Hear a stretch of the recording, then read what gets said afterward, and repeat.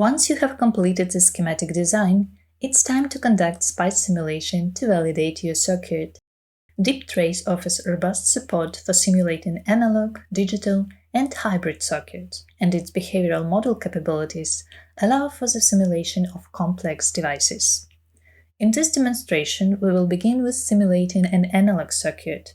To ensure accurate results, it is essential to attach the appropriate SPICE models to all components.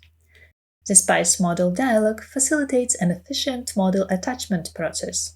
Select the component, choose the model type, and adjust its parameters and pin-to-signal mapping as needed.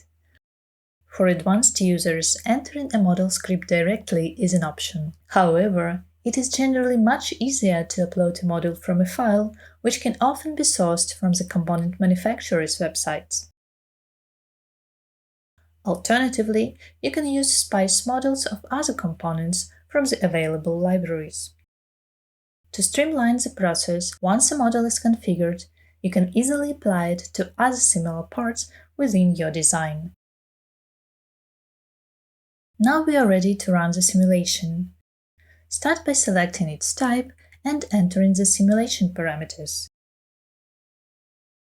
To visualize the results, add the elements you wish to display to the simulation graph. You can easily manage their display settings to customize your view. SPICE simulation for a digital circuit in DipTrace is quite similar to simulating analog circuits. The first step is to ensure that SPICE models are correctly configured for all the components in your circuit.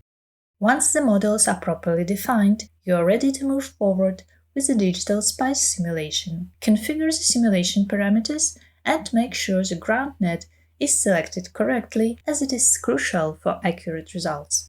Unlike in analog simulations, where signals are typically drawn on top of each other at an appropriate scale, digital signals are displayed in multiple rows. This format allows to easily track the changes of several signals simultaneously, giving you a clearer view of the circuit's behavior.